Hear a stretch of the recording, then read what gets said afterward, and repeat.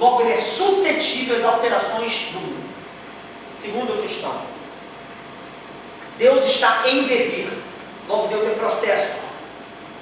A processualidade está no coração de Deus. Cara, esse pensamento vai falar, porra, é maluquice do Hans Jonas?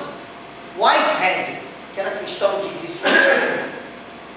Process and Reality, ele diz exatamente isso, para repensar o Deus cristão. Jürgen Moltmann, teólogo protestante vivo, talvez o maior nome do protestantismo atual.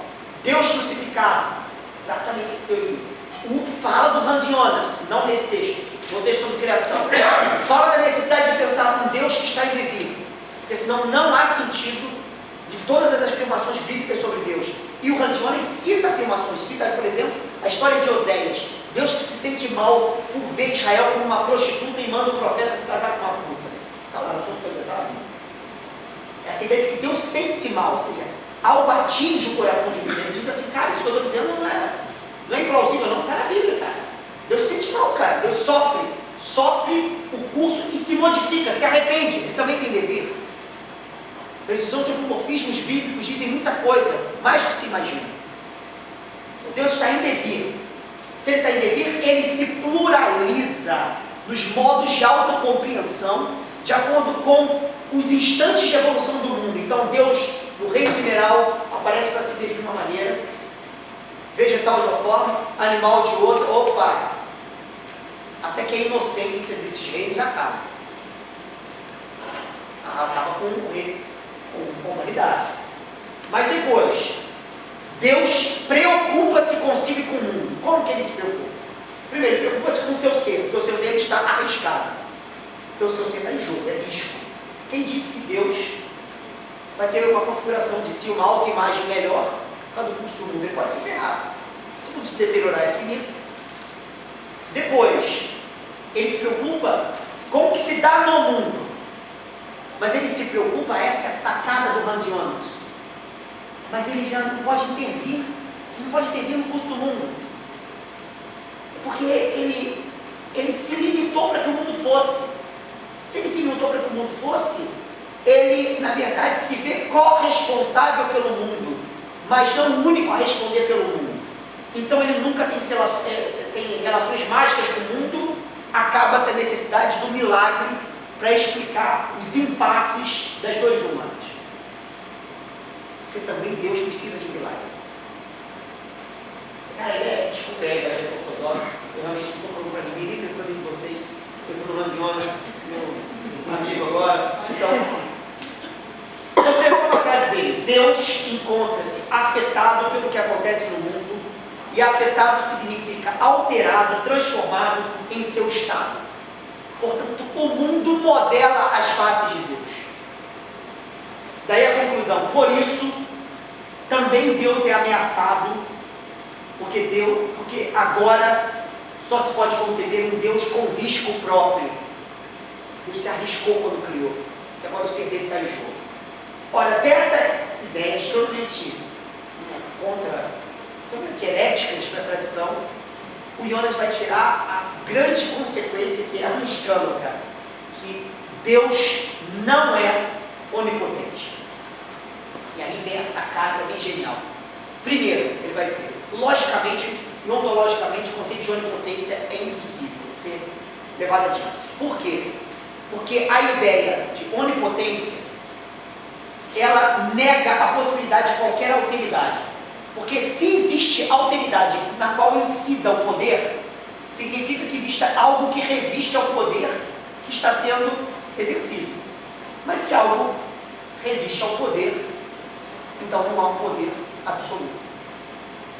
Logo, para Hans Jonas, que com certeza, em termos, ele formalmente ele ratificaria, Hans Jonas diz assim com todas as palavras que, na verdade, só existe poder com o exercício de resistência. Ou seja, todo poder é polarizado, expressão do Hans Jonas. A multipolarização do poder. Portanto, a onipotência de Deus é uma contradição. Essa é a primeira questão. Segunda, que isso é de caráter lógico-ontológico. Segunda é teológica. E essa o bicho pega. Ele vai dizer alguma coisa. Primeiro, ele vai colocar alguns empates que a tradição cristã botou para mim. Se Deus é onipotente e conjuga em si o atributo da bondade, então como é que ele aceita os males do mundo? Se ele aceita tudo pode e nada faz, não é bom. Se é bom e não faz tudo, é porque não é onipotente. E ele vai dizer, é preciso você pensar, para resolver esse problema, você tem que reescrever a ideia de um Deus obscuro. Que as pessoas falam assim, não, cara, os desígnios de Deus a gente não sabe. Galera de igreja, né, cara? Não, cara, você não sabe o que Deus quer para você, cara. Pô, cara, que quis, cara, mas todo mundo com câncer lá em casa, problema sério pra caramba, problema financeiro e tal. Não, cara, mas ele tem alguma coisa para você escondida. Não, cara, porque o poder de Deus, porque ele não faz nada. Não, cara, mas ele te ama, porque ele ama, não pode fazer nada, ele pode pagar. Então, ele diz, a grande saída é você lançar para a obscuridade absoluta de Deus. O Deus absconde-nos de nós. Ele vai falar, opa, mas o judaísmo nunca levou isso adiante. Engraçado, dá vontade de falar com o Hans Jones. Levou sim no livro de Isaías, está escrito. Mas o Hans Jones me responderia assim, mas a obscuridade de Deus jamais é o que a gente pensa como obscuridade de Deus. É um lugar de articulação entre o caráter sumamente bom de Deus com o caráter onipotente de Deus. Ele vai dizer que jamais Isaías fala a mesma loucura dele. Ele tem razão nisso. Porque o Deus judaico, ele sofre com a injustiça. Porque ele se sente injustiçado. Então essa ideia de que o caráter obscuro de Deus no judaísmo não é um caráter de uma zona obscura onde ele resolve um impasse metafisicamente contraditório para a limitação da mente humana, ou bondade ou onipotência. Ou seja, na verdade, cara, assim, o que o Hans Jonas está falando é o seguinte, cara, Deus não é obscuro para a tradição judaica, porque a gente conhece leis, ele se manifesta, tem profetas, então de alguma forma você tem contato com ele. Então, cara, obscuridade no sentido que ele é totalmente afastado, ininteligível, isso é um absurdo para os judaicos, da parte do cristianismo também. Segunda coisa, ele é bom porque deixou algo ser.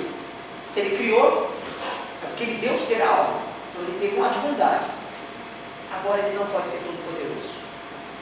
E aqui que ele vai falar, tem que levar ao radicalismo a ideia de que a não onipotência de Deus. Não quer dizer que não tenha poder, quer dizer que não tem onipotência.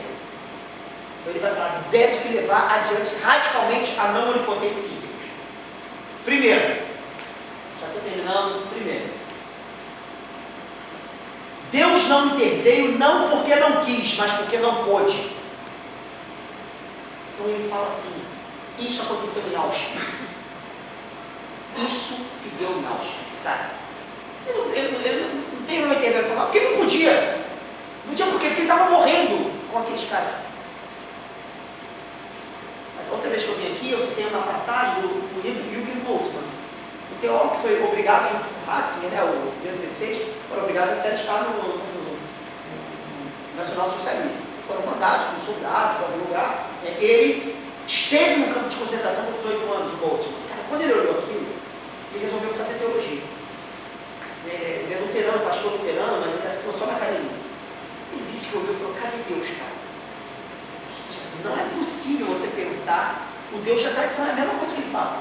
E ele disse, cara, que ele ficou 60 anos pensando na resposta daquela pergunta que ele se colocou, cadê Deus, cara? E aí ele encontrou a mesma resposta de Jonas. E eu vou falar uma coisa mais bonita do que o Jonas falou, que ele não falou, mas ele disse o seguinte, quando ele se deparou com a ideia luterana do Deus crucificado, a teologia da cruz, assim que Lutero chama, ele entendeu a única resposta possível, que depois dos campos de concentração, se alguém chegar e falar assim, onde é que estava Deus no meio de tudo isso, a única resposta plausível é, morrendo com cada crucificado. O Jonas está falando a mesma coisa, mas alguém ele está botando um problema. Quando surge o reino humano, começa o grande problema, porque o reino humano é o reino das decisões livres perante o curso finito do mundo. A evolução não decide pelo homem. A liberdade humana ele é um elemento da evolução.